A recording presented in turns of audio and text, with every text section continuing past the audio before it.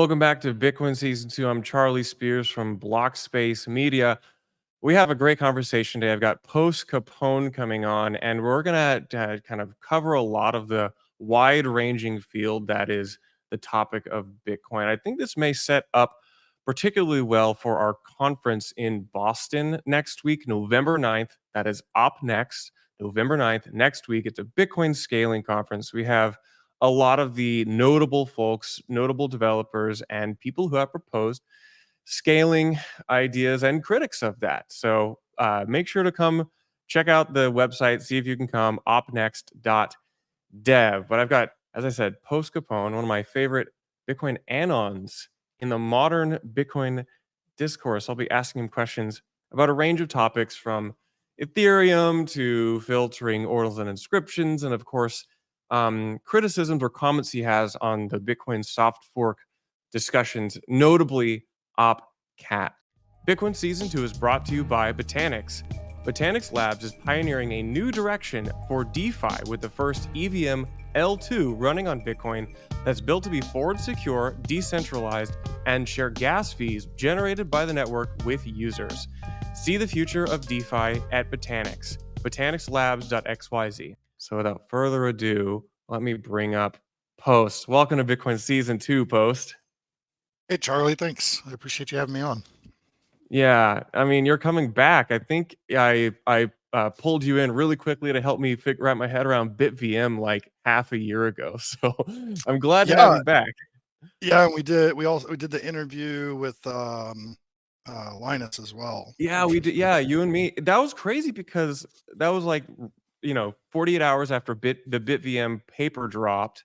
I had no idea even how to think about this, and you jumped in and helped me kind of figure out what questions to ask. I think we were all still processing it, and if I remember correctly, like one of the really nice things about the interview was like sort of being able to parse like a bunch of these common analytical misunderstandings that really smart people were having. Like there are plenty of perfectly capable and smart analysts and engineers in the space reading this paper and just like coming away with like completely the wrong sort of interpretation of it, and being able to talk directly with them and like get some answers was nice.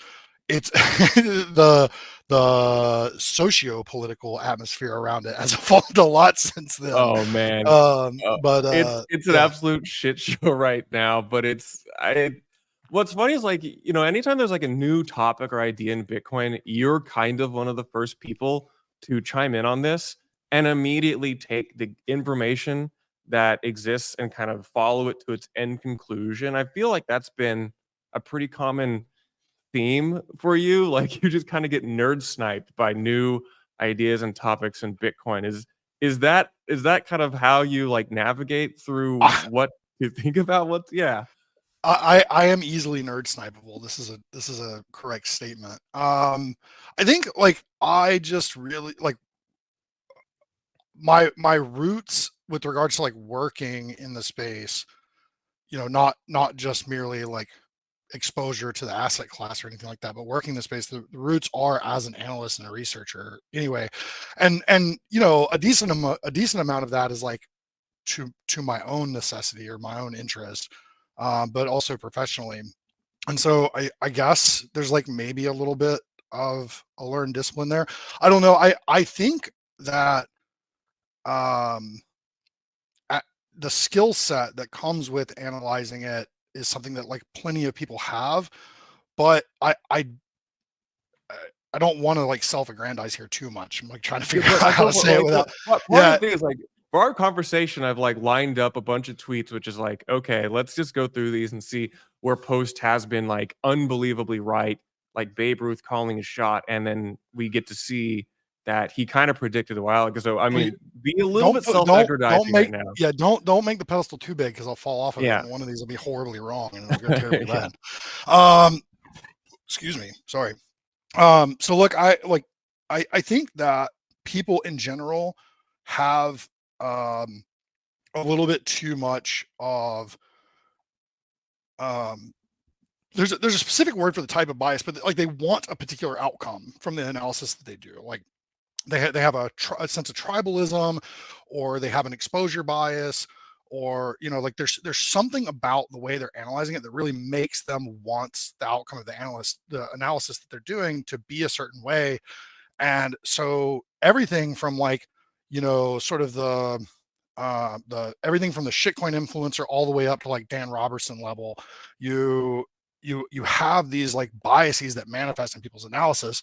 And I think, I don't know, but I think I'm like typically pretty comfortable with like that. Like I don't feel incapable of like benefiting from any given outcome of any given analysis, right? Like I can just buy this asset or that asset, or I can spend time learning this protocol or that protocol. Like there's not a reason for me, at least I don't think there is. I don't think there's a reason for me to want a particular outcome in the analysis. And I think maybe like being like emotionally or like ideologically detached from it helps with that. But there are still things that I have that the MEV chat that Jana started, like in talking about that subject, like I know myself, like there's certain things that I'm putting like that sort of like ideological impetus on as like wanting as outcomes in it. And I do, like I wonder if it sort of clouds the conversation. I'll defend my own sort of ideological impetus there, because it's things like censorship resistance to the base layer, and like I just don't understand how you can have this product at all without things like that. So yeah, like I'm comfortable defending it, but I just try and like minimize those as much as I can. And I do think like a fortunate outcome of that is like being right on long enough timelines pretty frequently. Yeah, and I think that'll be a common theme of our conversation here. I just to like lay some foundation. Can you give me like a brief, high level, like uh, bird's eye view of your views on Bitcoin and Ethereum? Because you talk pretty commonly about both of these networks. Um, uh, the the only product in this space that I would say like I have like a really deep-seated passion for is Bitcoin. Um, I have been over the years like plenty fascinated by like certain sort of like mechanisms or proposals of like other networks and other products plenty of times. I've been like, ooh, that's really neat. And Ethereum has a lot of those. There's a lot of things that are really neat. But I think the primary function that Ethereum has played in the market since, like circa 2016 is just that like it works for people's interests. Like it's very efficient at aggregating you. It's far more efficient at aggregating interactive, obvious, transparent online users than Bitcoin is. Bitcoin may have like a total aggregate higher number of like warm, flesh-blooded individuals in meat space that hold Bitcoin or something like that. But when you're online and you're in any kind of like community space and you're talking about what's happening where, for the better part of a decade, you'd hear Ethereum 99 times before you heard Bitcoin once. And so I do think that Ethereum's like really good at that. And I think those things are like really interesting and worth attention and understanding. Um, I have a lot of mixed opinions on like, what of those things should get exported or how they should get exported and things like that. But yeah, I mean, like and I, like I'd say the same for Solana right now. Like we're having this whole Sol ETH conversation Yeah. at this point, and it's the same thing. Like Sol, the people who are still engaged in the market who weren't like so catastrophically abused in the last round of sort of blowups and all this shit. The people that are still left in the market, they're here for hyper gambling. That's what they're here for. And Solana delivers on that really well. And so Solana aggregates again that same sort of thing. It's like a user attention thing. And again, I think those things are like valuable and interesting, but I'm not passionate about them, if that makes sense. Yeah, it does make sense. Um, which which gets me into I think the first like my favorite like call you made now over 2 years ago, where I think you said I think it was like August of 22. ETH BTC is bound to collapse down to 0.06. If we're lucky to see 0.04, I'll probably rotate a fat ass stack into the scam and fud my own bags all the way up to 1.5. But like you then kind of like continued to like clarify this with a great tweet, I think, as well, which was sell me all the ETH you have at 0.04 and then fuck off. And I think this is, you know, really interesting because there's the ideological take, and then it also informs certain directional bets you can make, which you have a pretty good insight to in a lot. What's behind this? What's behind the post ETH BTC 0.04 call? It's out. It's now below that, like 0.037 or something. But like, where was your head at here?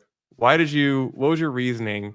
And are you a buyer at all at this level? Yeah. I mean, I stuck to the conviction on it, and had plenty of entries, in like the right in the 0.04 neck, you know. And I still feel like fairly confident with that call. I like, you know, if it go like, I think calling 0.04 at 0.07 2 years before and then seeing 0.36 is like, I'm okay with this, you know. Yeah, Like it's same I'm thing. I'm pretty fine with it. Yeah, I mean, it could go lower. I don't really know. Like there's an enormous amount of like work and energy and momentum that work and energy that has to occur and momentum that has to be recovered in order for that bottom to really play out the way that I do think it will. But I think it's like it would be sort of like insane and have like crazy huge implications if ETH were to like never go above point. Like let's say this isn't bottom, like 0.04 is the new top, you know, like that, like the implications of that. And to be honest with you, I don't even know that I would really hate that outcome. I mean, obviously I'd look kind of dumb with the play, but you know, if Bitcoiners had this thing where they could look back at, you know, if in 2 years Solana's like talking about flipping Bitcoin or some dumb shit, and Bitcoin can be like, dude, look at what happened to Ethereum. Like seriously, like, are you crazy? You know, like I think that's fine. Like I in aggregate, like I'm okay with that outcome. But I think it's sort of like crazy to think that Ethereum won't sort of like rally resources and, you know, assemble some really good things. You know, the like surface level things that I see as like likely to manifest really quickly, like the account abstraction conversation that's been going on forever, like the ability to produce and proliferate apps that have like no sort of like what people think of as a Web3 interface in them at all. You know, like there's no wallet, there's no none of this. Like I think that will inject itself into a really large market really quickly. I think that the maturity, capability, and relationships with Ethereum teams, like teams working in the Ethereum ecosystem to get into those product places are like pretty high. Now, how much impact that actually has on ETH the asset is like it's an interesting bag of questions. And like Gort talks about this a lot. This is like Gort's sort of like, you know, favorite conversation right now, I think. And it may be that the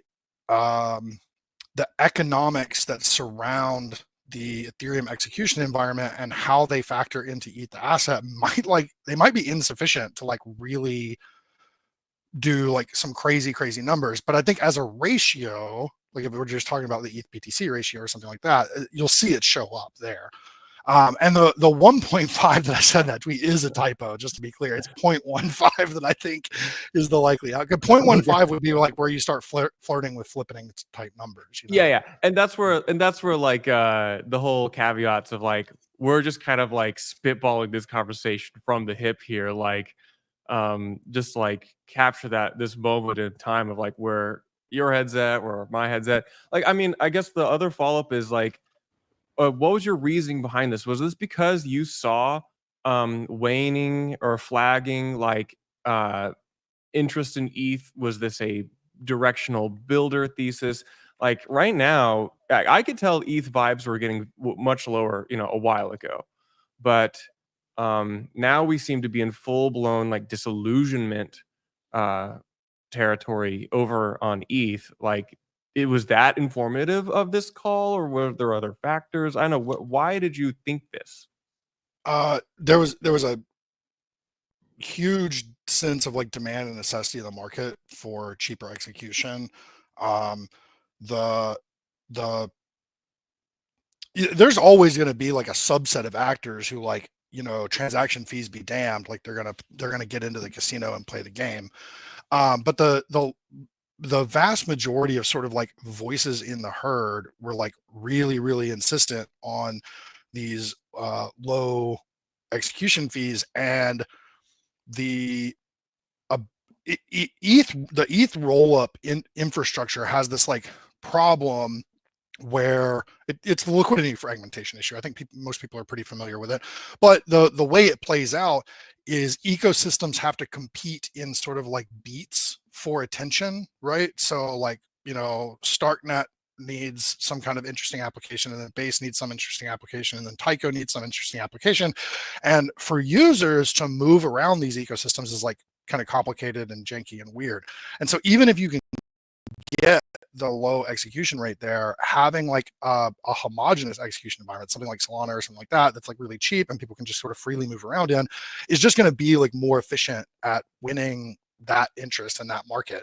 And I don't like, I don't think that that plays out into any sort of like severe long-term case where like Solana is actually better than Ethereum, or like I think that conversation, if you're going to have it, is like totally separate. But to me, like that was just like a really easy read that like there's too many like sort of intermittent speed bumps in the process of Ethereum getting what people are like demanding and calling for. So attention has to go somewhere else. Interest has to go somewhere else. It can't live in this ecosystem right now. I like to think that this is sort of like a good thing in the long run for ETH. Like ETH needed to get its ass handed to it for a little while because it was getting. I think we're still seeing a lot of the arrogance. Like if look at how incredibly similar the ETH pundit voices are right now to BTC like cultist pundit voices in like 2017 to 2019. Right, like it is literally like a mirror image, and it's like you Yeah. guys just need to get your asses handed to you for a little while. I make Like, this comparison all the time. Like, I think the particular brand of laser-eyed ETH maximalism analog is going to be even like uglier and more blind than the Bitcoin maximalism, if that's even possible. And I could see this coming because I kind of lived through it back then, 17th or 19. And it's just very weird that it's like very easily identifiable over on ETH, the punditry and this particular like when the ratio of podcasters to builders gets too distorted in like in like public in discourse hegemony, then like you know what's going to happen next on that blockchain. You had a couple tweets, I think, to the tune of to the tune of like try extract from other chains and stack Bitcoin.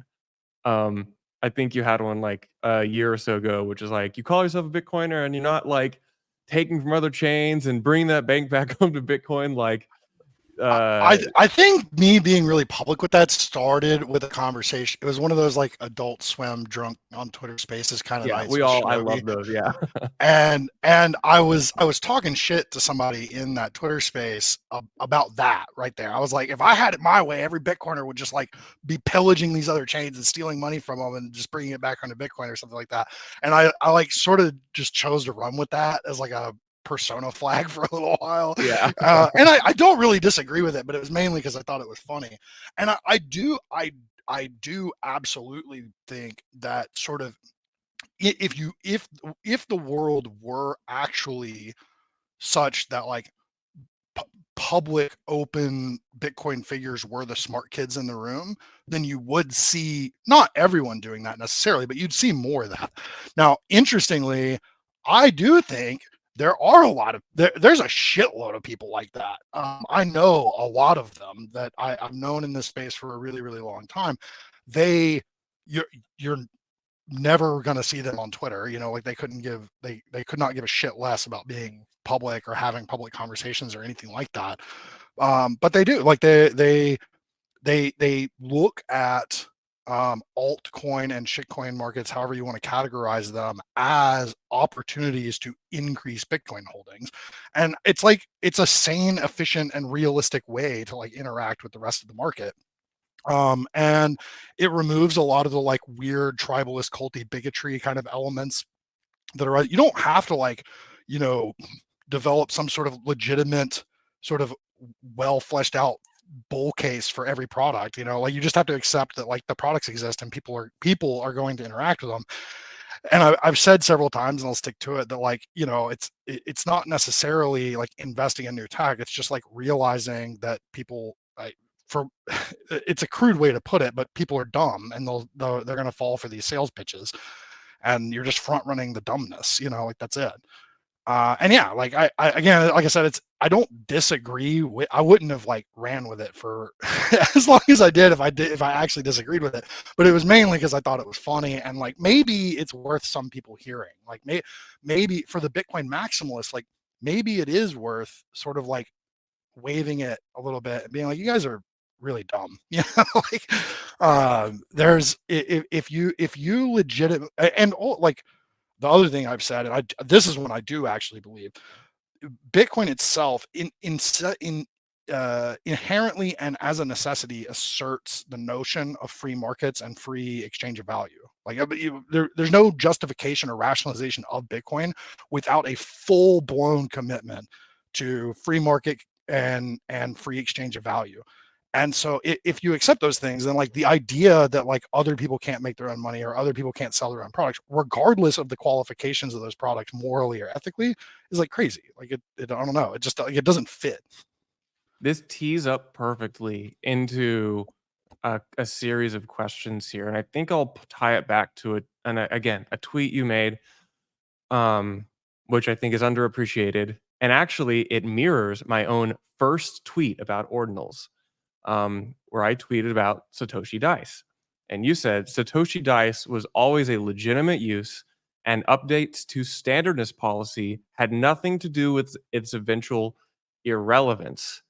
I think this is a really, really interesting angle and topic, and also one that I referenced early on, and as I was considering how seriously do I want to like interact with this, what could be a very degenerate ordinals ecosystem on Bitcoin.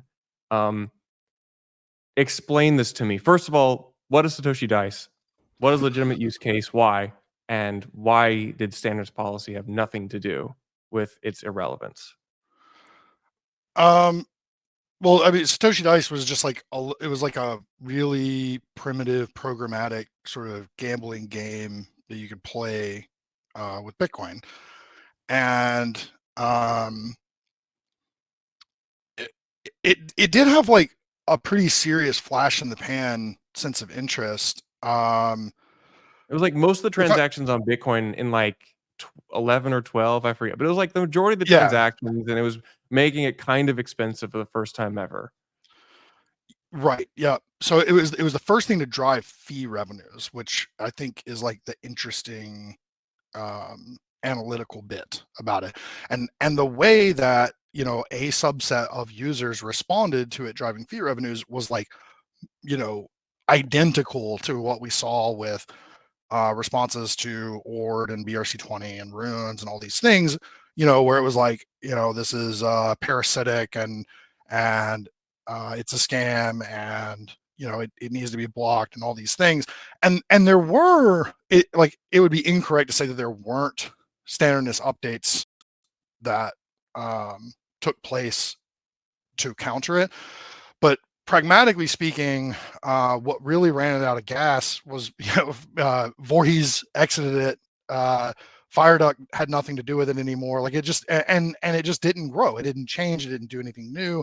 It sort of died of its own sort of irrelevance, because all it was like this primitive sort of like, well, do you think people are just going to sit there and like click roll dice for like 15 years? Like, I don't know what you think is supposed to be the outcome of this, but there is no evidence whatsoever that like these transactions were failing to propagate and users were unable to interact with this application, and so users abandoned it. Like that wasn't the way that played out. Now, I'll say that a lot of my analysis of that is sort of retrospective, because at that point in time, like I had a very, very small amount of exposure to Bitcoin, but I had like no like direct involvement or discussion with like the ecosystem. So I was looking at all of this stuff through like the 2015, 2016 lens, looking back at it.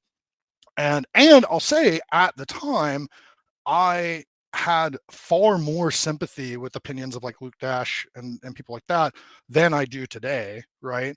And even then, though, I was like, wait a minute, like there's like confounding philosophical perspectives in the claim itself, right? Like if you're saying that you're going to block these through standardness updates, then there is a potential for censorable. I'm going to use censorable because Eric called me out yesterday on censorious and Yeah. me with it.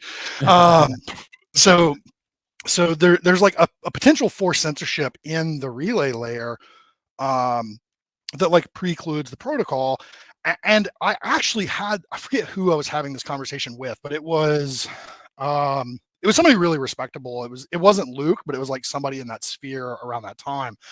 And I was having this conversation with somebody whose opinion I took, fairly seriously. And I was like, well, now wait a minute. If it's possible for like some percentage of nodes to like block the relaying of transactions, like where does the claim censorship resistance for Bitcoin come from? And literally their response was, well, you could still get the transaction to a miner and it could still be included. And I was like, well, okay, wait a minute. Yeah, right, exactly. And I think that conversation, like that exchange at that time, I was still like very naive and like didn't know a whole lot. I was like sort of taking it as a grain of salt that like this was somebody respectable is telling this to me, that I'm confident that that's the way this works.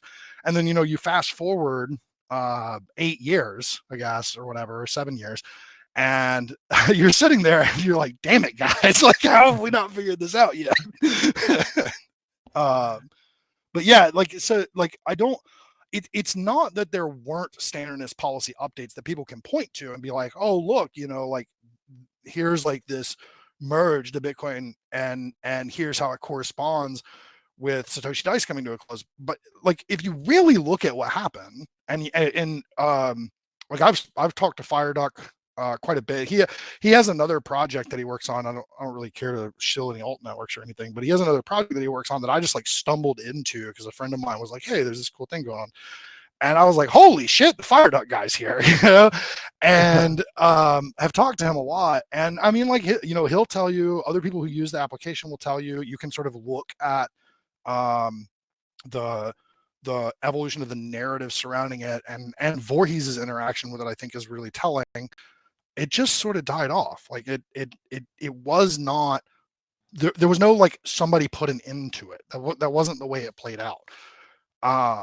Which also I'll note, like you can't use that as an argument that this is proof standardness doesn't work. It just is proof. It's not proof that standardness does work. Like that's what it is. People like to use it as that, but it just simply isn't. It's an incorrect representation of reality to say that it is.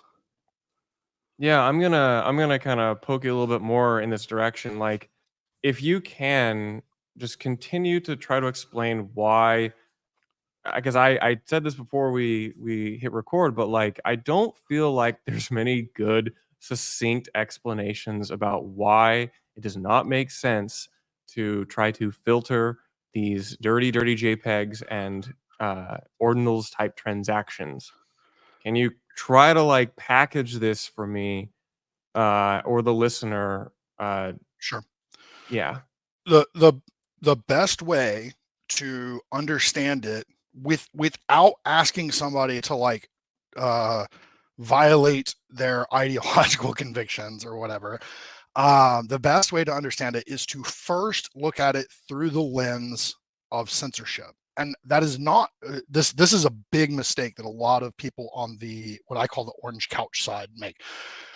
They interpret using the case of censorship as as you saying that standardness is equal to censorship. And then you get into this like 6-month long argument with people about whether or not standardness is censorship. And you're like, that's not the point. Shut up. Like you have to first understand the censorship case so that you can understand why standardness does not work this way. So the first thing you should do is ask yourself, what if 99.9% of nodes were refusing to relay Ukrainian transactions or Russian transactions or whatever, right? Like if there was like this large scale attack on the network where somebody spun up hundreds of thousands of nodes to like overwhelm the total number of peer connections in the network. I'll try and stay away from the technical stuff. Let's just assume like all the nodes are mean, right? Yeah. And so you are like, I know how I can get my money out of Ukraine by spinning up my own node, and then I'll be a Bitcoin node operator and I'll be part of the network. But you never make a connection to a node that will get your money to someone that's mining blocks, right?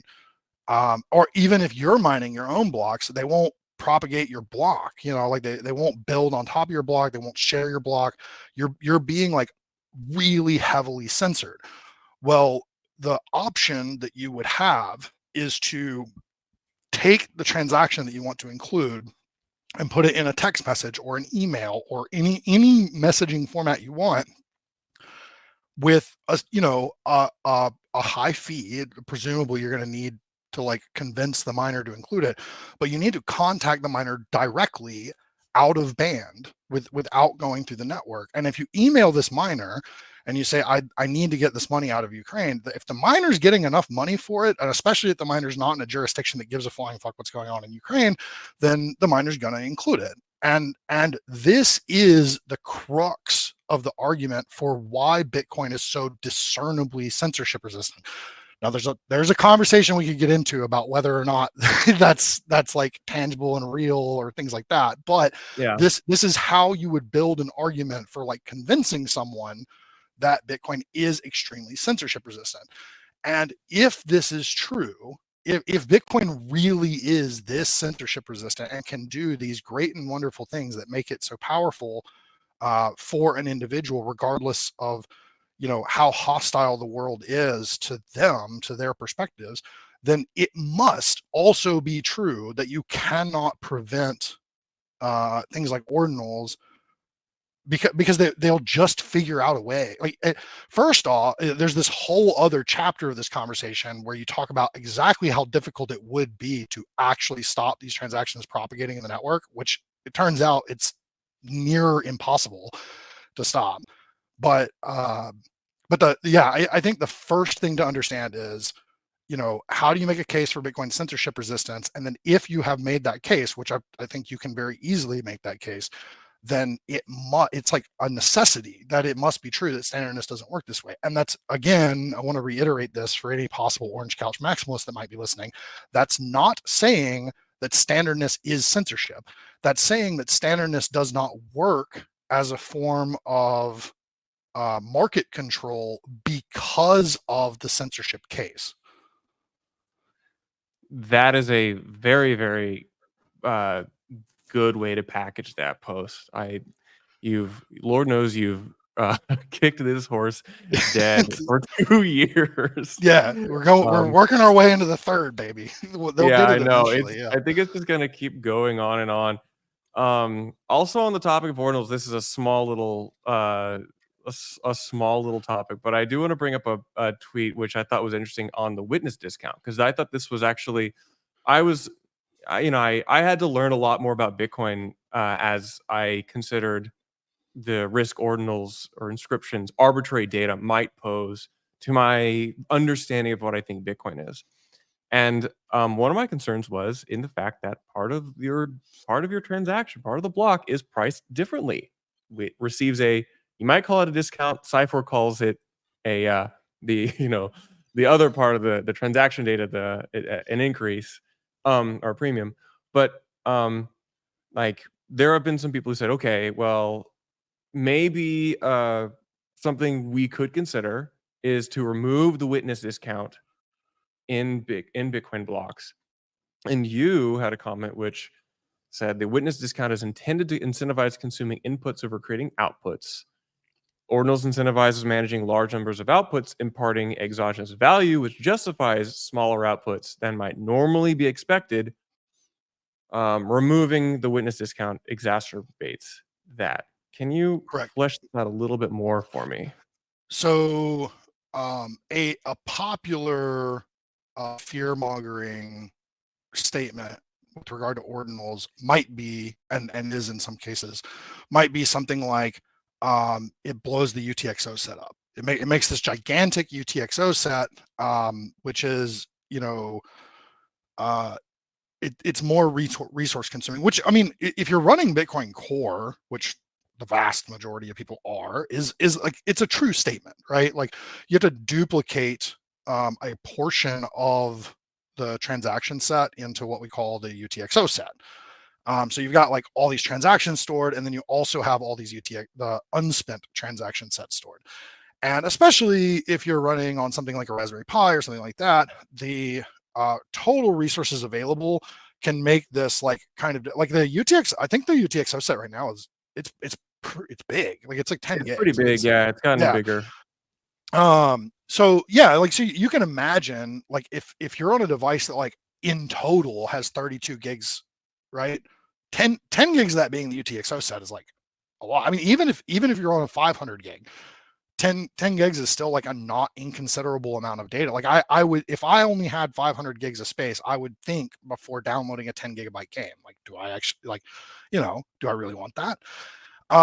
And so this isn't like an untrue sort of like thing that somebody's saying.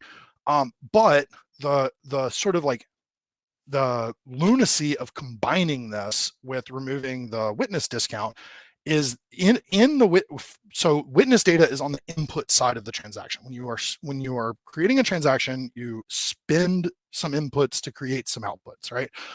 And on the input side, there's these like chunks of data called the witness that get a substantial discount. And you aren't creating new witnesses on the output. The output is just like an address and a value and things like that, right? And so your incentive is to sort of like move a big set of outputs into a small set of outputs, right? Which in theory, you would see like the UTXO set go down over time after enabling the witness discount, which I get like is sort of observably true, but it's like also a little bit of a minority factor. So you don't see it like plain stark as day empirically. But if you in ordinals, you kind of have a little bit of the opposite incentives. If I want a bunch of inscriptions or a bunch of runes or a bunch of BRC20s, by and large, these things are carried in individual UTXOs. So if I wanted to own 100 inscriptions, unless I want to make life really difficult on myself, there's going to be 100 UTXOs associated with that. And every time I spend one of those, I'm going to spend it to its own output. So that's not only is there 100 UTXOs, but it's 100 UTXOs that no matter what the witness discount does, aren't going to collapse back down into less than 100 UTXOs. They're going to stay at that 100, right? And so if you remove the witness discount, you're removing this incentive to collapse Bitcoin UTXOs, non-inscription, non-rune, non-BRC20, non-whatever. The Bitcoin UTXOs, as Casey would call them, cardinal UTXOs, they lose some of their incentive to collapse back down into a smaller number. So now you have this sort of static set of a bunch of allocated, like, colored coin, like they're like these allocated color coin kind of UTXOs. You have that sort of fixed set that isn't going to collapse, and then you also lose the incentive for the rest of the set to collapse. So what you should see in theory is the growth rate of the UTXO set to actually go up, right? So you'd be making the problem worse. And I don't like, even explaining it, like, I'm trying to cover it from the perspective of somebody who doesn't get it at all. Maybe. Yeah. But I don't know. It's like a really silly sort of like pair of ideas to put together, right?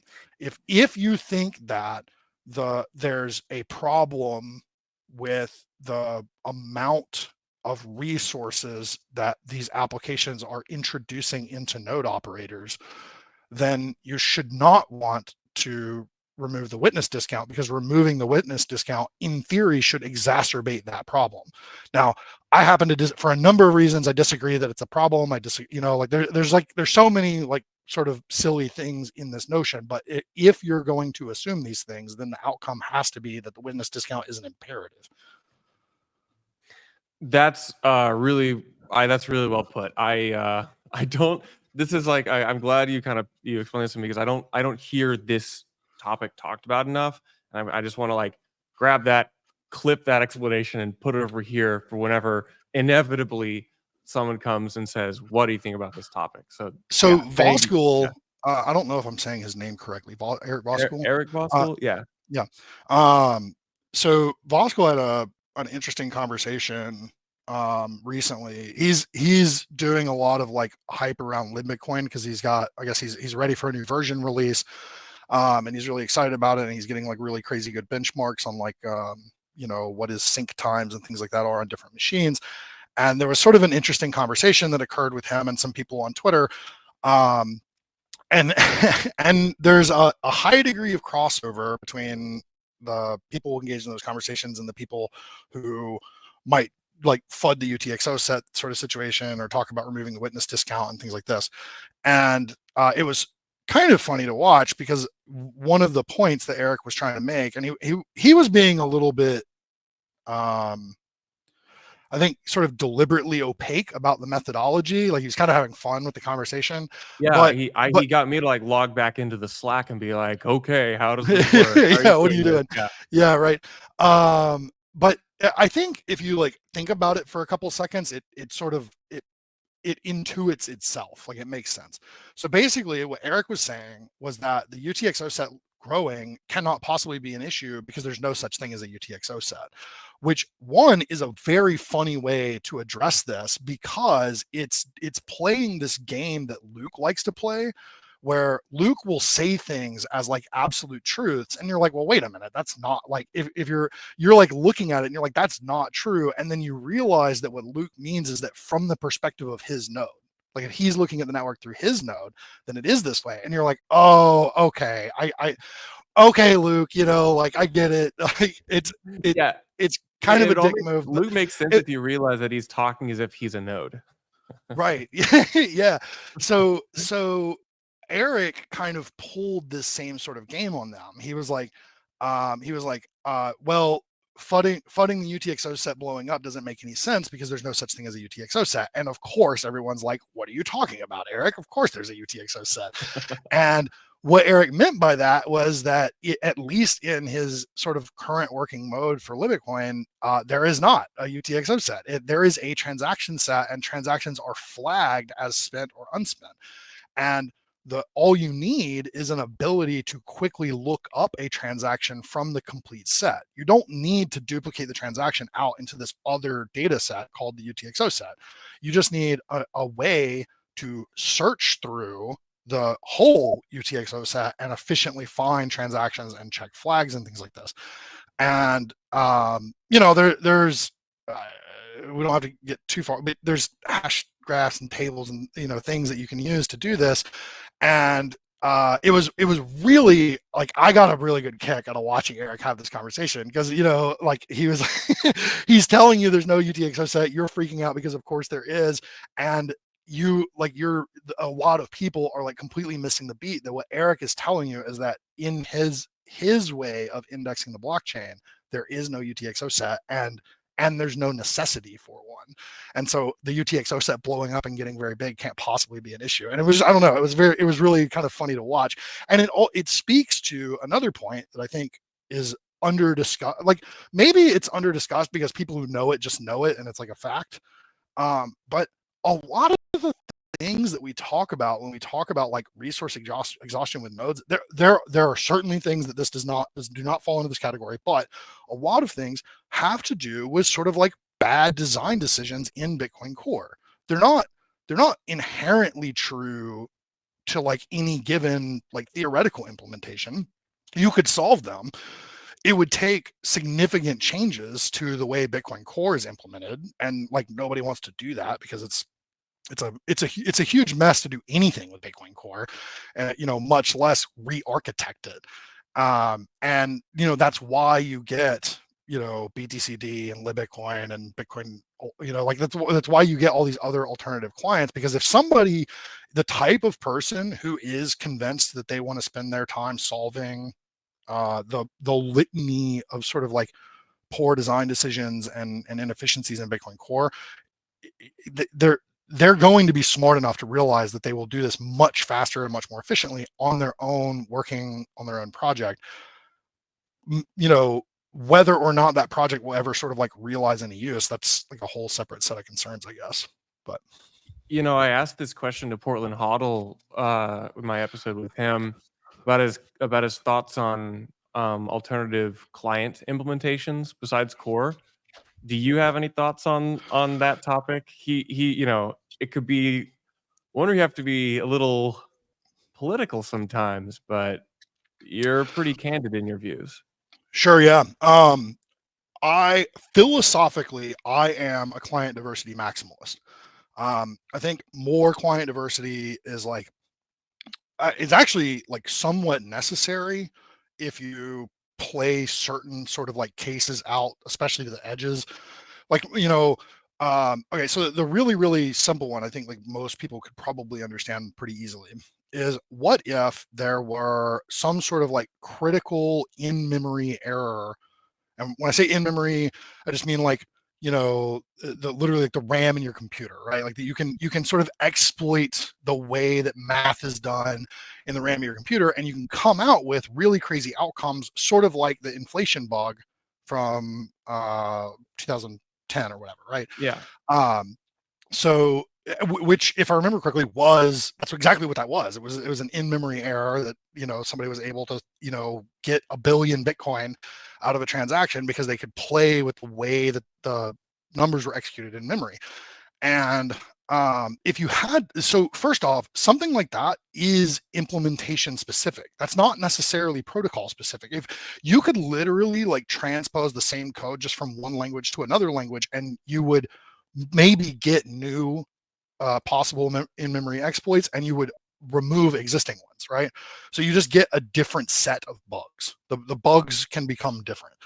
And so if you have multiple types of clients, like let's go back to 2010, let's redo the inflation bug thing, but let's pretend that there were 2 different clients written by different teams in different languages that had completely different sets of bugs.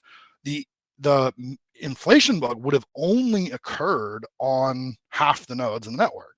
The other half of the nodes would have seen that as an invalid, as some sort of invalid outcome, and wouldn't have processed it.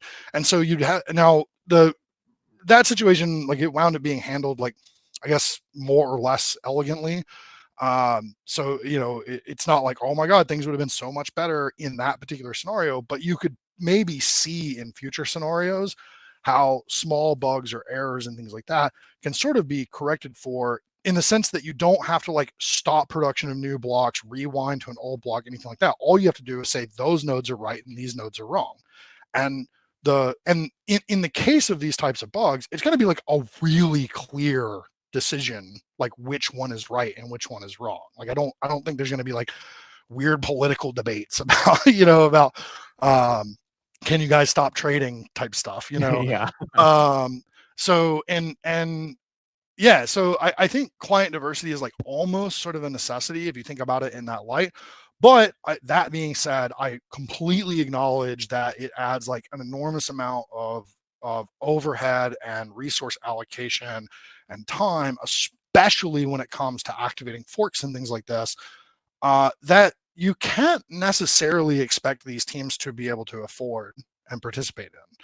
And yeah, so like I get that it's like I don't take like strong political stances on the client diversity thing, because it's like it's sort of like beckoning a slavery thing. It's like you guys better go out and find people to do this, so Exactly. They're already the core devs and other Bitcoin developers are already so yeah, so right. beaten down that you don't want to be like the guy who makes it even more difficult. So you brought up you mentioned forks.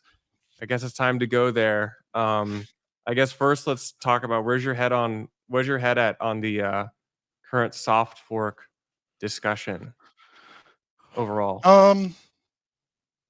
I think that the idea that there should be, I'll just open it. The idea that there should not be any further forks is like nonsense, and I have yet to hear a single person make a single argument that didn't sound like an absolute crackhead trying to argue that.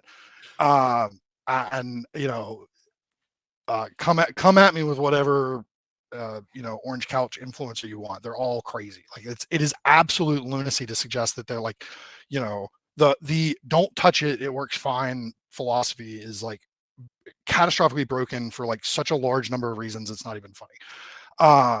So that being said, I think that for a litany of reasons, forks are sort of like an essential process that we have to go through, and almost certainly, and I think even like ideally, we would go through several times over the course of the next decade. I think like if Bitcoin could somehow like magically sort of like form up a political atmosphere where like having a fork every year or two was like normal, I think that a lot of good things would probably come out of it.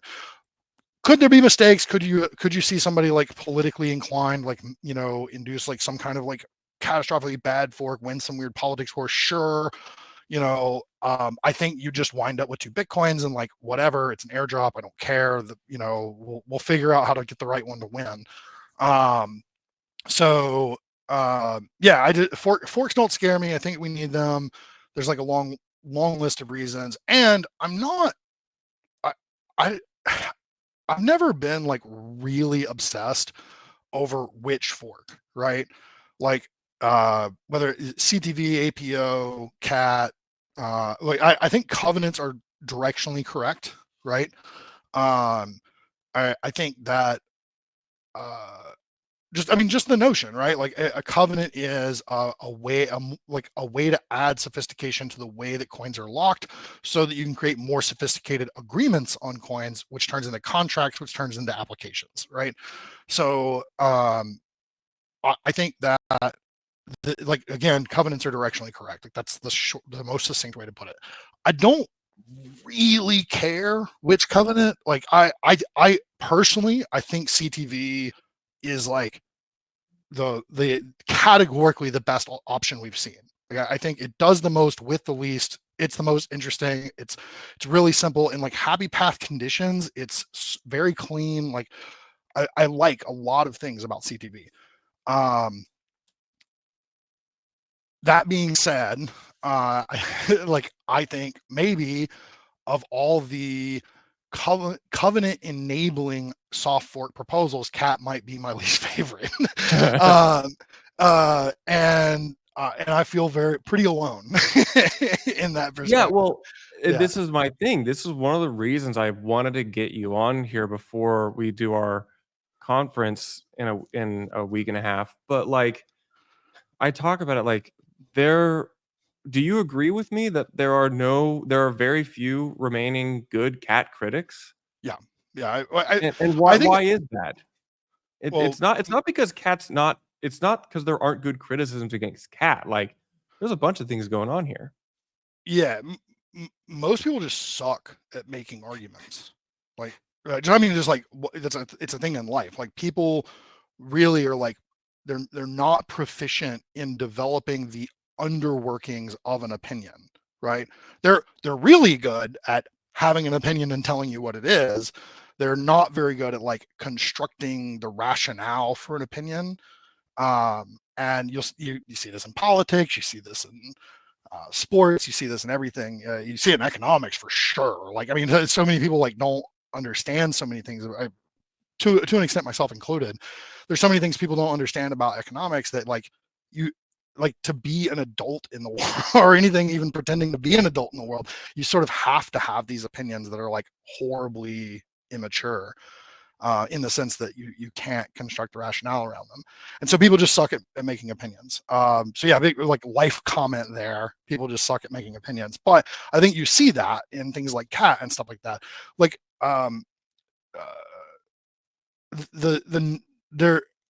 first of all, I want to preface this. I think it's great that people debate Bitcoin in public spaces, regardless of their technical level. I do not in any way, shape, or form want to say like people should shut up if they don't understand it or anything like that. I think one of the best ways to learn is like sort of arguing with people on the internet. You might not be willing to accept the fact that you learned in the moment. You might still be a little bit of a dick about the conversation, but people do, I think, tend to get good takeaways from that process. And so like I'm all for it. Like by all means, scream and shout at each other on the internet. It's fun, whatever. You'll figure it out. So but the number of people who don't have a firm technical understanding about it, but do have like very robust opinions about it is like really, really large.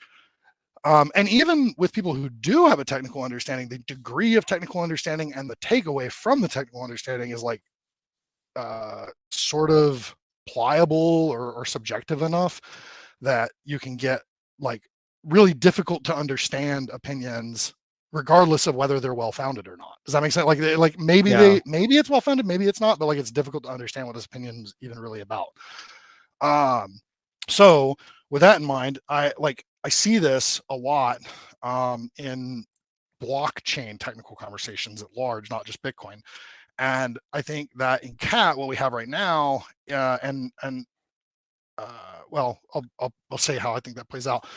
With Cat, I really think a crux of this, and I think this is like sort of self-evident. I don't think I'm making any kind of interesting observation here. With Cat, it's really more about the inscriptions thing. It's really more about runes and heterogeneous applications and people's fear of empowering heterogeneous applications. And so they're scrambling for ways to tell you that Cat is bad because this is what we were talking about at the very beginning. Like people want an analytical outcome. They have some bias and they want an analytical outcome. So they've told themselves that inscriptions are the end of life as we know it on Bitcoin. Runes are scams. BRC20 is junkware. All these things. All of which statements might be true. I don't know. Like that's beyond the point.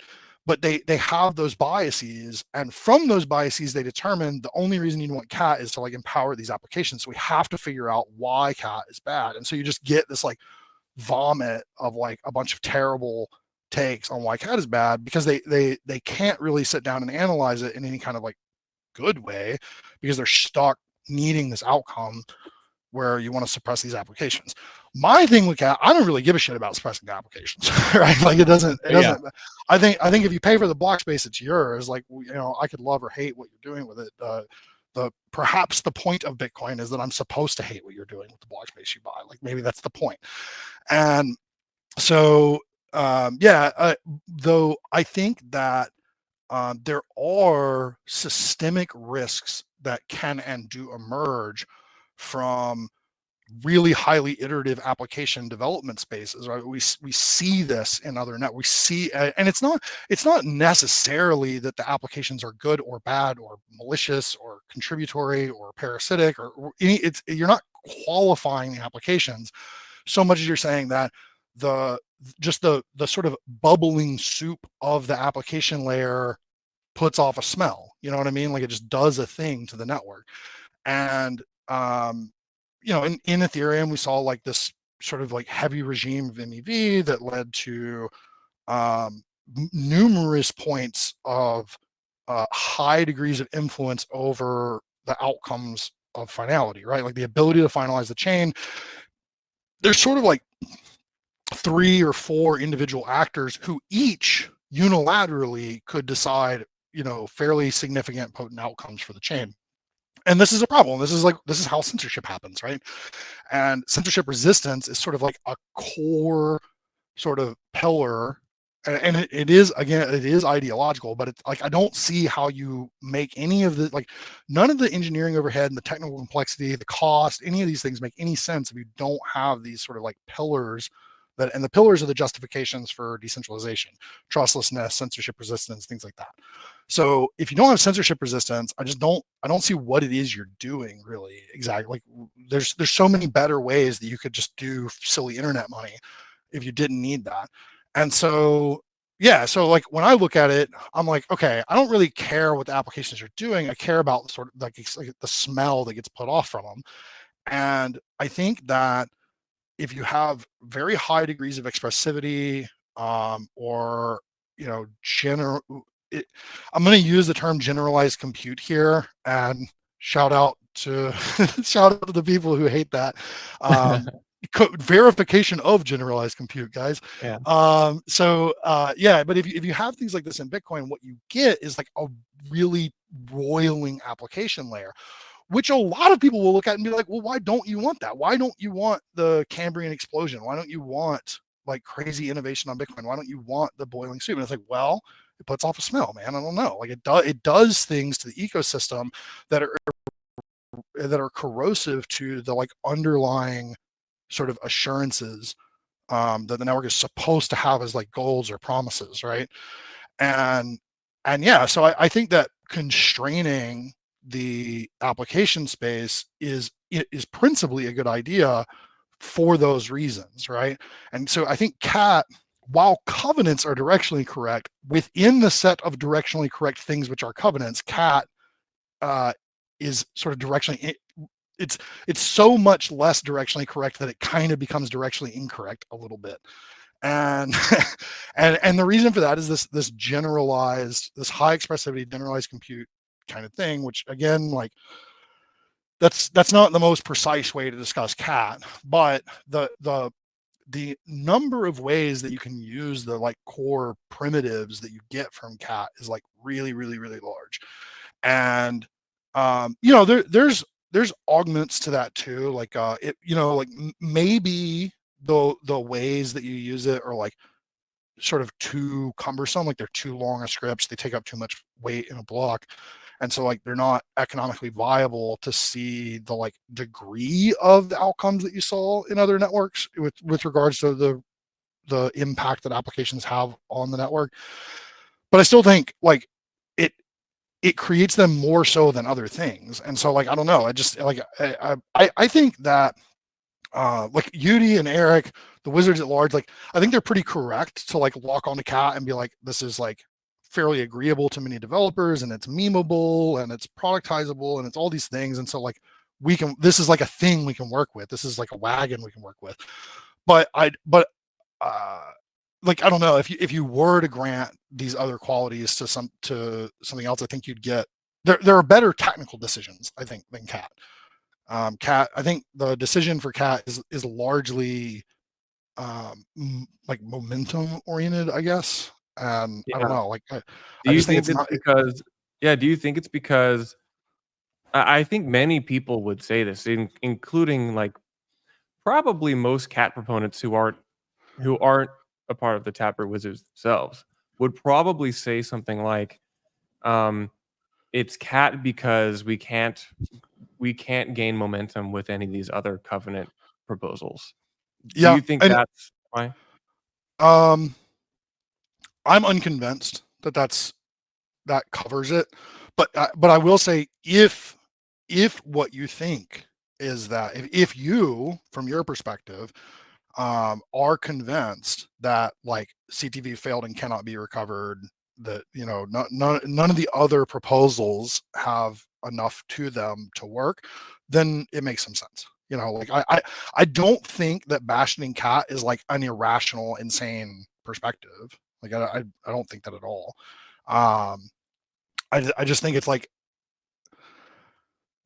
the way that you would make it the technically correct decision is by championing the versatility of the primitives it introduces, right? Is by saying like, oh, we're going to get these crazy number of applications. But it's not empirically true that a Cambrian explosion of applications is good for the network. Is it good for attention and like attracting users?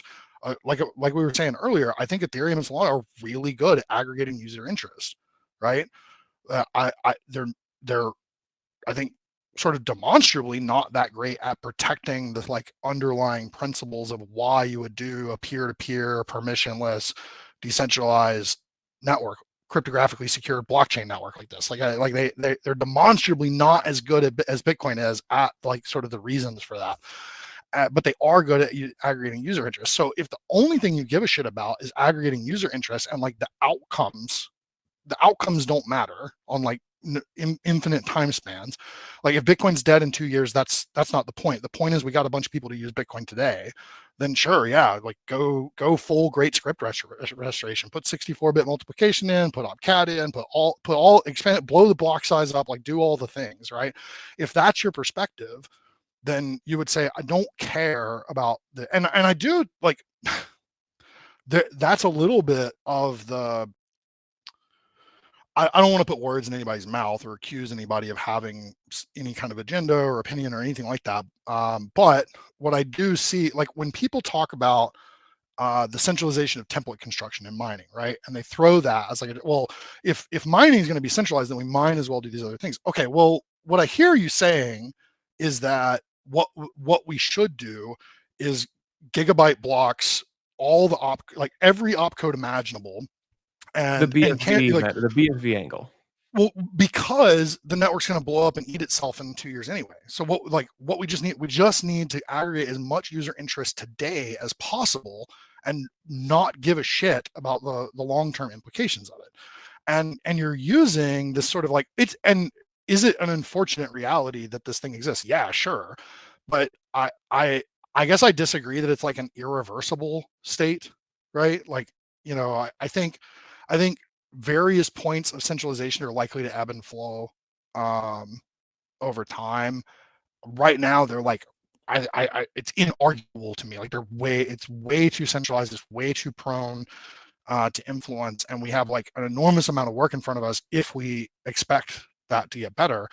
And it's not a given that it will get better, right? I don't accept it as like like Bitcoin is not ordained, like it's not necessarily going to get better.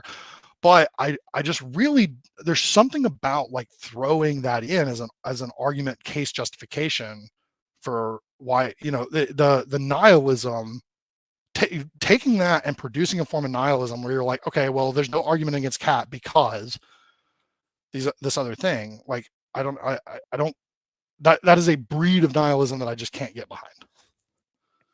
Yeah, I get that. I want to talk about a little bit, touch on like the topic of activation. Udi earlier this year went on a whole spree saying we're going to get cat this year. I don't think that's going to happen. It's almost November. I don't know any mining pools who want to signal yet, who have at least been public about that. I don't know. Well, this is the interesting thing. Okay, I agree with you. First off, one of my favorite things to say to Udi was that he's a retard for calling it happening in 2024. Udi does these things because they are attention grabbing, not because they're correct. And like I think he would agree with that. Like I don't even think he would like argue that. And so. Yeah, so and that's not I'm not condemning Udi by saying that. It's just like it's an observation of what it is. That being said, maybe I'll play devil's advocate here a little bit. Okay. Are you confident cat isn't enforced? Oh, I love this angle. Explain this to the audience though, because this is one of my favorite like niche. This little comment that you made, I think actually spawns a whole interesting component of soft forks that I think most people may question their understanding of what a soft fork is. Sure. If you explain this to me. So in a soft fork, if you were running a version of Bitcoin Core that was released today, and then tomorrow a soft fork occurred, like a new version of the Bitcoin client, be it core or not, new version of the Bitcoin client is released. Miners use that client, and that client enforces some new rules in the fashion of a soft fork.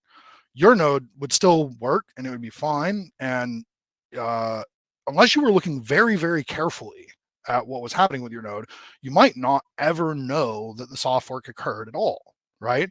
things would, you know, now what it, like we'll use cat specifically so that we don't have to worry about like weird cases of different types of soft forks and things like this. But in the case of cat, we're talking about taking a specific like address basically for an opcode that already exists, right? So in TapScript, there's a whole bunch of like unassigned script addresses that all just result in op success, which just means the transaction passes, transaction's good. Well, what you can do, this is like deliberate to a certain degree because it makes soft forks really easy. All you do is you change it from op success to something more restrictive than op success. Like op success, there are no conditions where it would fail.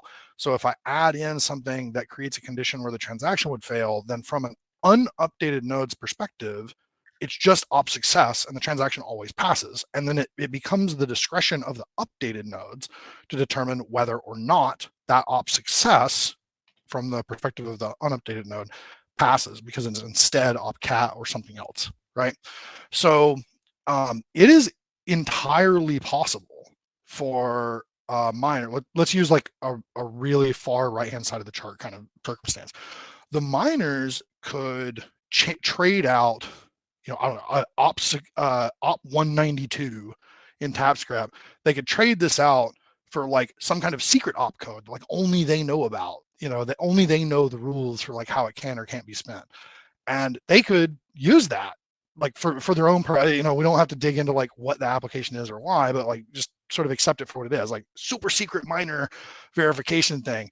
And all the nodes would just see op success. And the only way that you would be able to tell that the miners were validating something more restrictive than op success would be for you to catch the miner's transaction in the mempool and attempt to spend it as an op success with like, you know, your own output or something like that, to like spend it to yourself, steal their money using the op success. Now, if the miners are not enforcing this super secret opcode, if they're just like doing weird things with opcodes for no reason, then what should happen is you should catch their transaction, reconstruct it as your own, put your own outputs in, rebroadcast it, and then some other miner takes it and spends it, and the money goes to you because it was just an op success.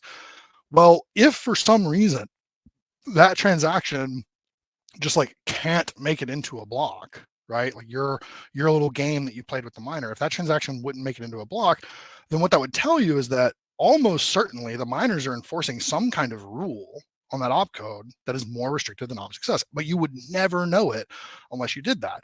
So we've seen a couple of examples of like the opcat address space that is intended, which is currently op success from the perspective of main nodes. We've seen a couple of examples of that being used. Well, it is, I'm not saying that this is the case, but it is possible that some percentage of the hash rate is enforcing opcat. And, you know, so if you wanted to test opcat on mainnet, right, which I don't think it's a secret. I mean, Taproot Wizards certainly do. They certainly want to, whether, you know, regardless of how much they may have. Yeah, or and not. Reindl has publicly posted at least once or twice about this. Sure. Yeah. Well, and like I don't think Eric's been very bashful about the fact that there's like other interesting ways that they could test things. Yep. But in any case, even a small percentage of the hash, let's say one mining pool with like, I don't know, 10% of the hash or something like that, not 51, like not a majority of hash, right? That one mining pool could locally, like on their node, they could enforce cat, and you could privately hand them transactions, not put the transactions in the mempool, but privately hand them transactions. And you would be able to test and interact with opcat on mainnet without even the risk of somebody stealing it out of the mempool because it's never broadcast. Nobody sees it until it's in a block. In order to steal the funds, now what you would have to do is reorg out that 10% miners block. They would have to publish their block, and then you would have to go back to the block before it, take their transaction out, recraft it, spend it to yourself, put it back in the block, and then orphan their block. So it'd become much more expensive to abuse the op success properties of that opcode. And so now if you increment this and you say 51% of the hash rate is enforcing opcat in this like secret mischievous way, then all of a sudden, as far as the network is concerned, opcat is activated. Like if part of the 49% of hash produces a block which abuses the op success spendability of it, that chain will just simply get replaced by the 51% that would not validate that block and refuses to build on top of it. And so, yeah, like soft forks can, theoretically and maybe even like sort of in a likely fashion, just be imposed, right? Like the miners can just like say, okay, yeah, no, we like this, we're going to activate it. And that would provoke, like, I'm sure plenty of people have heard this URSF conversation, right? Like if you found yourself in this scenario and for whatever reason you just like really did not like what the miners did, like you like morally objected to it and you must do something about it, then what you would be required to do is form a rejecting soft fork that, through there's like a couple of different ways you could do it, but you would have to sort of like deliberately refuse to participate in the chain that your unupdated node should validate, but you're going to choose to not validate on some maybe you like pick a particular block and you say like, from this block forward, I won't put this block in my blockchain, therefore my blockchain can't be the one they're working on. Or you could like, activate the op success code, but with like a really, really restrictive rule or something like that. Like I said, there's a couple of different ways you could do an URSF, but you would be forced to, in that scenario, if you wanted to, you'd be forced to undergo a user rejected soft fork in order to prevent the miners from activating this. Now, like personally, I think like I see a URSF as like pretty likely. I don't see it as like economically all that viable, but I see it as pretty likely. I think basically what happens is all the people that are like against inscription, we were just talking about it, right? Like they want cat to be bad because it enables these applications. They're going to convince themselves, they're going to psyop themselves into believing that a URSF is necessary, and it's going to turn cat into a standardness policy and inscription issue, right? Like, what maybe interestingly, I do not predict that any of these people will admit that standardness policy failed and they had to do this. They will instead say that standardness policy won because they got this fork outcome or something like this. Like they'll do some really batshit psyopy shit. But yeah, I think a URSF is like pretty likely, to be honest with you. I don't know that I'm not convinced at all that the rejected fork would be economically viable at all, but I guess we'll see. Yeah, me neither. I just wonder like which miners would support that. I think you'd be hard pressed today to find major hash rate support and therefore Yeah. sufficient block production. And yeah, that was quite a treatment of that. I think if you're listening to this and you tried to follow Post's train of thought there, you should go back 8 minutes and re-listen to it again. Because what's funny, Post, is like I feel like I kind of refactored a lot of my understanding of what a soft fork, even what many forks are in the context of a blockchain, just from like learning about these types of mechanics. And I think there's probably two things at play here. When you talk about many people are just bad at forming arguments, I think the other major trend is that a lot of people do not actually understand Bitcoin. And they think that because they have spent 1,000 hours studying or talking about Bitcoin, that they understand it. And I really, myself, having actually paid pretty close attention to Bitcoin at the technical layer, myself feeling like I'm out of my depth sometimes, just makes me more convinced that it doesn't matter if you've listened to 500 hours of macro podcasts. In fact, that probably makes you less familiar with how Bitcoin itself actually operates. And my point, one of the recurring themes for me is that I talk to a lot of people who spend so much time contemplating MicroStrategy's particular thing they're doing and having strong opinions about um, things such as mempool standardness policies, if they can even use that term. Um, that they may not even know that's what they're talking about, and that informs a lot of the public discussion. Okay, that's my little soapbox there. No, I think Yeah, you're correct. I think that like for most of Bitcoin's history, it's been like pretty satisfactory to most people to have a macro and principally economic understanding of what BTC the asset is. It's entirely true that does not translate to understanding how Bitcoin works, and like we see that in public discourse like all the time. yeah. But I think that there's like a certain case to be made that like for most people, Bitcoin is BTC. It is the asset, right? Like, and so maybe it's sort of like unnecessary for them to have that understanding. But clearly, a lot of them do want to have that understanding to the extent that they entertain the idea that they already have it when they don't. So I wanna, given that like I really don't get that, don't encounter that many good OpCat critiques in the wild. I do wanna touch on this topic a little bit more. I remember that Reardon Code published a really good um just discussion on OpCat last spring, I think in April or May. Or he did a really good write up on it because he's a fairly neutral guy, very pro softworks as well.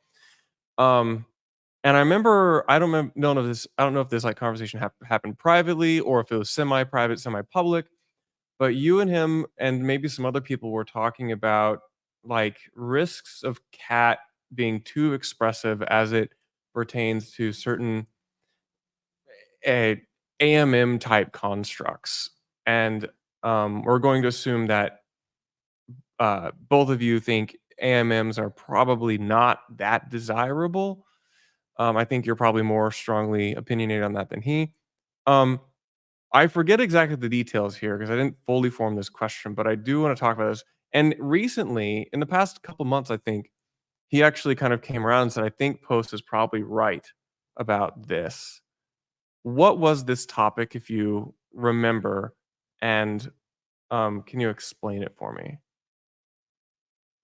I love Rudin to death, and he and I have had uh, dozens at this point, like pretty long conversations regarding cats. So I'm not exactly sure which like piece Which of the specific thing conversation I'm or talking to? stage, yeah, which Yeah, stage in the conversation you're referring to, but yeah, basically, like AMMs is a convenient bucket to like put the problem in. I guess as an aside, I'll say like it's kind of an incomplete way or a less than precise way to like consider the problem. yeah. But it's like a convenient enough bucket, and like it's sort of reasonable to have the conversation in that light.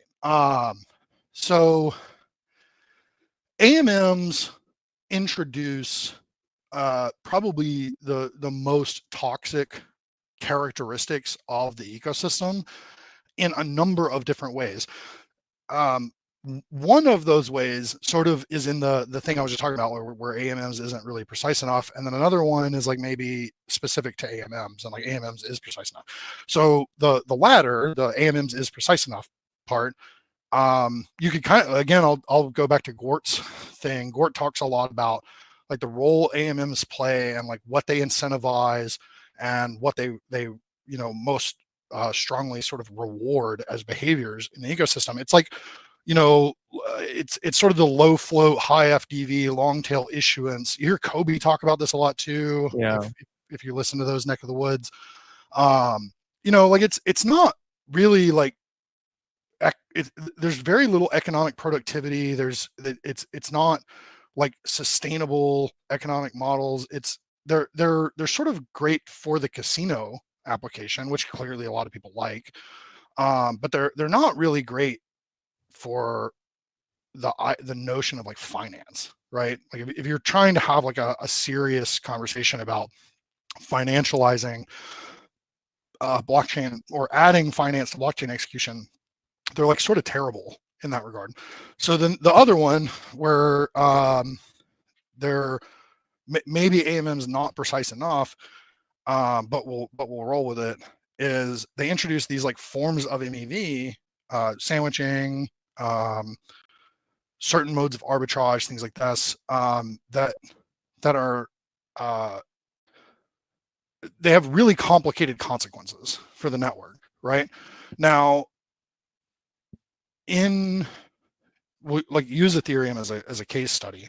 In Ethereum, there's sort of like such a high number of possible transaction orders and iterations over the transactions and calculations on what, like, optimal extractable curve ratios and things like this are, and so much routing logic between AMM pools and all these things that there's, and also there's so many different applications, not necessarily just AMMs, but just applications in general, that leading in the MEV market is a matter of high degrees of execution. Like you need big beefy hardware, but also research. You have to have like continuous, high levels of research to like perform at the top of the market in MEV.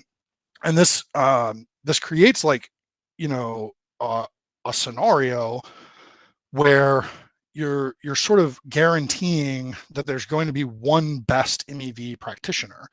And if there's one best MEV practitioner and the total amount of order flow that practitioner is interested in is close to the block size or the gas limit or whatever, then they basically gain execution control over the network. They start to decide what does or does not go into a block and what order it goes into a block and all these things.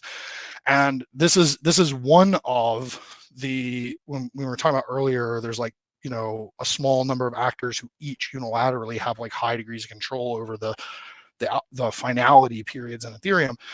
This is where at least one of those actors comes from, right? Like this is how you wind up with at least one of those characters. I think it would be really unfortunate to see that problem in Bitcoin. It would just be unfortunate, period. For me, I don't need more shitcoin casinos. You know what I mean? Like Solana's not going down every 4 days anymore. Ethereum's been working great for a long time. There's plenty of shitcoin casinos. I do not have a need for a shitcoin casino on Bitcoin. Like I just don't. And so when you tell me that I need to export this application and support it on Bitcoin, I'm just like, why? Why do I need that? And but clearly a lot of people do believe that Bitcoin does need it. And the reason that Bitcoin, I think, has to be kind of adverse to this pitch is again the smell that the roiling application layer puts off. It has to constrain the application space. Not like, I don't think it's a binary thing. You can't and shouldn't say something like we can't tolerate any MEV or something like that. What you really need, and I found this like really difficult to communicate even to perfectly capable, reasonable, intelligent people. Ultimately, it's a matter of ensuring that the best theoretical MEV and the best available executable MEV with like open source or widely available tools isn't too far apart from one another, right? Like that's really what the game is about, because you're going to have the MEV and the MEV is going to happen. Like it's like deranged to say that there isn't going to be. So what you actually sort of want is to execute as thoroughly as possible on the MEV, and you want a bunch of different people executing as thoroughly as possible on the MEV.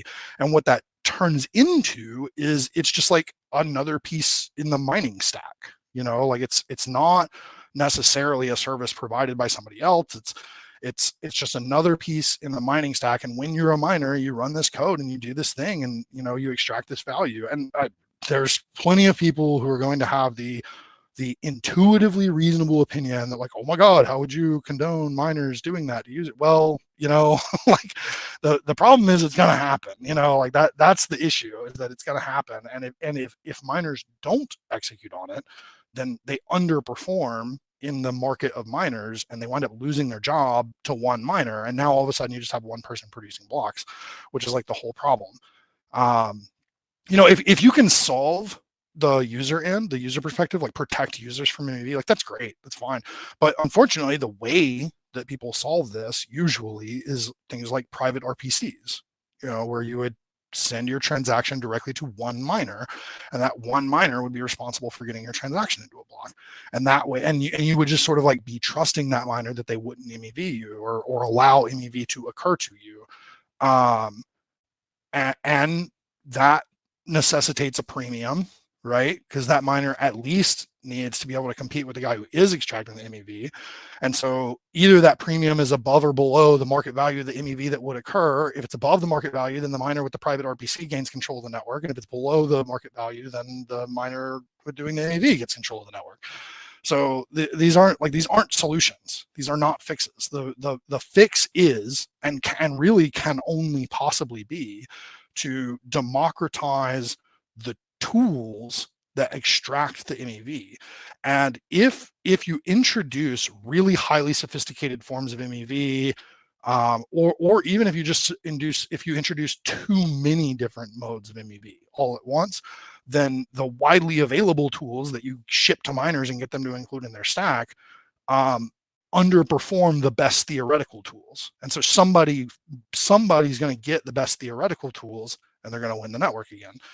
So the network just has to be like, it has to play a little bit, again, ideally, the network plays like a little bit of a policing role here, where again, it's not looking for a binary outcome. It's just like trying to constrain the progression path of the application layer enough that the guarantees of the protocol or the goals that maybe you don't want to call them guarantees. Maybe you say Bitcoin is not censorship resistant, and that's not a guarantee, but it is a goal. It must be a goal. So if the protocol constrains the application layer enough over time that the mining stack can keep up with this, then like it probably comes out okay. Like you have pretty good odds, at least I think comparatively.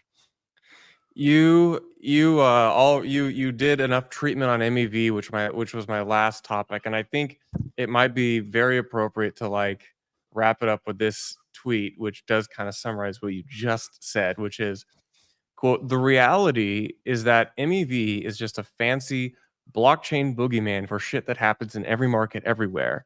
At the end of the day, we care because the blockchain is publicly audible. We see the boogeyman." I think that's a very like poetic and concise way of communicating this. Yeah. The general layman user cares because it's obvious, but front running, back running, all these things, like these happen in any execution environment. Like what was that IGX or whatever the hell was that? Like some HFT specialist decided that they wanted to go out and start their own sort of like noble priority exchange where they like promised that there wouldn't be front running and stuff like that, and they went to like these like, or at least they advertised that they went to like these crazy lengths to like ensure that these execution priority things didn't exist to enable these front running. And that's just like the nice, like that's TradFi, that's BoomerFi. This is not a block. The modes for MEV, like the individual ways that MEV occur, are blockchain issues because they happen in blockchains. But the behaviors, the front running, the back running, the sandwiching, the arbitrage, these things like this, these exist in every market, everywhere. I am thoroughly convinced that if you have heterogeneity in an execution environment, if you have heterogeneous assets, then you will see sort of growth in MEV behaviors, right? Or extractive, not even MEV, just extractive behaviors. I actually have another tweet, and this is actually one of the things that I have gone back and forth with Casey on.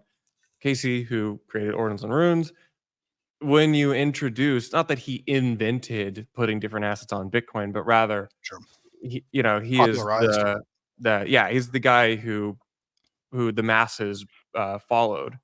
And you say, like, the application layer will inevitably fail the marshmallow test, even if the protocol layer goes through hell to stop them. And you're referring to the fact that Casey went to great lengths to, as best as he can, not enshrine MEV mechanics into the protocols he's designed. And in fact, you might say that he actually invented a whole new token standard to try to fix the shortcomings of the last one that he didn't see. Um, Yeah. and yeah, but I agree with you. It's a marshmallow test where the applications, the people, will eventually put the most stupid bullshit on top of this, and it will, just because you have different assets on top of the base layer token, you will have different types of incentives emerge. Yeah. You know, the modes of MEV we saw pop up after inscriptions, you know, they weren't that sophisticated. They were very predictable, and they're not I wouldn't say they're toxic centralizing. either. Yeah. They don't have the like centralizing properties of like the stuff that we've talked about this far. But they showed up quickly and aggressively, and they continued to grow. And I think that's just sort of like more evidence of the fact, like if you and at that point in time, right, if we sort of go back to that period in the story, Spring what of Casey was 23 through present. Yeah. what Casey was saying then was that he just like wouldn't do, he didn't want to make a token a fungible token protocol. He didn't want to do any of this stuff, sort of because which is interesting because he also said stablecoins could go with inscriptions, but yeah, whatever. I love you, Casey. There was just like there was some dissonance going on there, but yeah. So like yeah, the whole thing was like he didn't want to do anything that would introduce MEV. He's been saying that for a really long time, and like I wholeheartedly respect that perspective and passion and pursuit. But I unfortunately think that you can make a bulletproof argument that first off, this idea of MEV, because it is parallel to these other behaviors, you don't even necessarily need the heterogeneity part to get like you could have conversations about like MEV that existed in a form on Bitcoin when it when nobody was using heterogeneous assets. They're like really weak cases and things like this, but like they exist. But once you have heterogeneous assets, the game is fucking over, man. Like you're getting MEV. The question is to what degree and in what fashion and has what consequences. Like that's the questions that you're asking. Fungible protocols, AMMs, and so back to the AMMs not precise enough. I'll just throw this out there. I think the satisfactory accurate bucket you have to put it in is order types which execute at an exchange rate that's not necessarily known when it's signed, right? If there's I think Reardon has started to use the word rebindable, which is, I think that's valid. I think that's a valid way to put it. So like rebindable transactions are problematic because somebody can play with what happens before, after the transaction, or even in the transaction itself to alter what the exchange rate is, right? And so a layman can look at this and they can say, okay, limit order's good, market order's bad, right? Like if you've used an exchange before, when you place a limit order, you're saying, I'll buy this, but I'm going to buy it at this price, and limit orders are like sort of fine, right? Like I don't see how limit orders could produce the degrees of MEV that have the problems that we're like really concerned with. But market orders immediately introduce all the shit, like all the bad shit. Now I'll throw respect to Reardon. He did make a valid observation here. The rebindable transactions being bad thing has really interesting consequences because how do you do lightning symmetry? But conversation for another day, maybe. Yeah. But. Post, we've been going for a while, and I have absolutely loved how this conversation developed. You have been one of my favorite new faces in Bitcoin, even though you've been here a long time. I feel like your voice and insights are increasingly important month after month and year after year. Any final You as well, thoughts as man. we close it? Yeah, any final thoughts as we close out 2024? It's I think 25 is going to be gangbusters. Do you think we're going to get cat in 2025? Yeah, I think I mean, obviously can't say for sure, but I think it's likely. I'd give it better than 50% odds at this point, I think. Yeah. Yeah. Same. The question is like activation, cat plus something. I think yeah, betting odds are very clearly towards cat right now. So how my closing thoughts are: everyone should get together and figure out how to more enthusiastically psyop the orange couch into a URSF so that we can all enjoy a nice fat airdrop that they bid into aggressively for at least a couple of days. Yeah. That's Bro, if we could, imagine the degens loving the maxis because they can give them an airdrop. You just use that term, and it's like catnip. Okay. Yeah. Yeah. Well, anyway, on that note, Post, thank you so much for coming on. I think this we have many more conversations ahead of us. So cheers. Yeah. Adios, man. Thanks for having me on, and much appreciated.